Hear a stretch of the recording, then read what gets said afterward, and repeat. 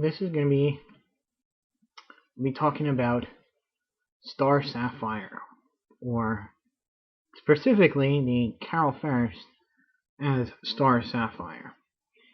Now, Carol Ferris first appears in the same issue as Green Lantern appears, or the Silver Age Green Lantern, Hal Jordan appears. And that's Showcase number 22 in 1959. And she first appears as a Star Sapphire in Green Lantern number 16 in 1962. Very nice sculpt. Her head does kind of go, well, can't really say up, but down, and side to side a little bit. Typical of female characters, her hair gets in the way. Her arms go all the way around. They go in and out a little bit. They do have some articulation at the elbow. There is no waist articulation. It's all one piece. The legs do go forward, but look pretty awkward. They do bend at the knee. Being in high heels, she does not have a lot of balance on her own, and plus all this hair really make her top heavy. You put together not a lot of surface area there to stand on, and a lot of hair up there at the top, and you get a figure that really needs her base to stand. Nicely detailed. The eyes have that violet in them. Nice details. You see her belly button, her cleavage. Yeah, I know. And her little star symbol there, nicely painted silver. You do notice that all the violet parts of her costume are part of this clear plastic. You can see that it's actually got the little glitter in there to give her a sparkling effect. You can see that. You can kind of just barely make out a ring on her finger. I wish a lot of these Blackest Night figures would have better defined rings. She comes with the base that is the symbol of the Star Sapphires, and she comes with a violet lantern. It's pretty much the same as the Green Lantern, just recolored. Just for fun, I put in the giveaway ring. Well, the Star Sapphire, it developed from an offshoot of the Guardians, and they were all females, and they called themselves the Zamarons. The way they selected their leader, their ruler, their queen, is they selected a mortal female, because they're immortal, just like the Guardians. They selected a mortal female to host their queen. The essence of their queen was kept in this gem, a Star Sapphire.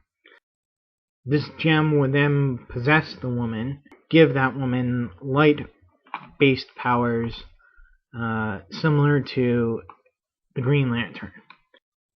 The Zamarons, through watching Hal Jordan as Green Lantern, see Carol Ferris, and they decide that she would be a good candidate to become their queen. She becomes Star Sapphire. Hal Jordan eventually frees her from the stone's control.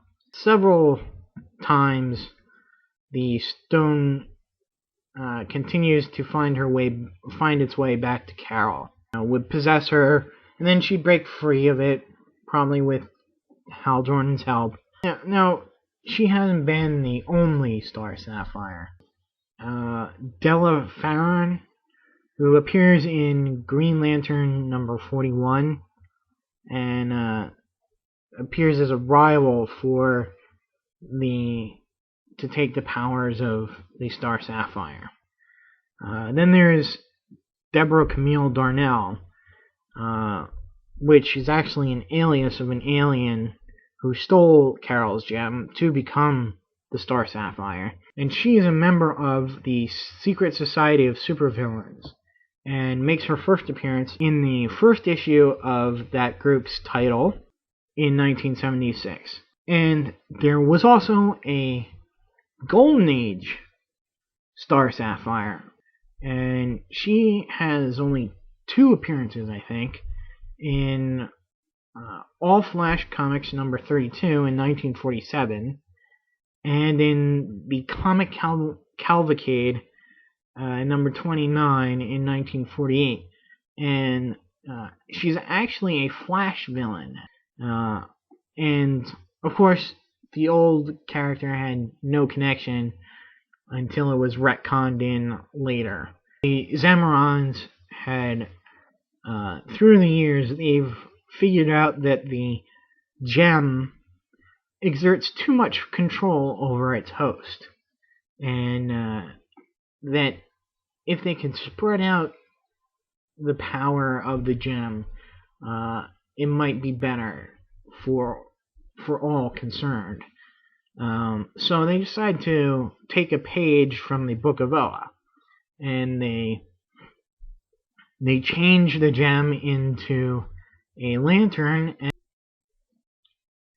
which is then able to produce other lanterns and other rings, basically making the Violet Lantern core. Star Sapphire and the ring now are fueled by the power of love. For the powers of a Star Sapphire, basic powers are they're the same as Green Lantern. You have flight, protective aura, and you're able to make constructs of anything that you think. It does have some unique properties.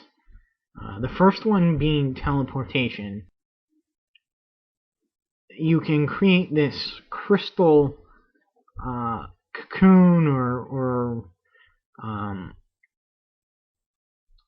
prison that bathes people in the violet light, and will eventually convert them from or purge all their bad feelings with the feelings of love, I guess. And you've seen this work with Fatality. They have another property, is that they can detect when a strong love is in danger, whether that be in danger of breaking apart, or literally one of the people in love is in mortal danger. The last thing is that they have a limited resuscitation power. With a recently deceased person, they can use the love that someone else feels for the deceased person, and use that power to revive him. And we've seen that happen with Kyle Rayner. That'll do it for my review on the Blackest Night Carol Ferris Star Sapphire. Keep watching for more Blackest Night figures. Until my next review, see ya.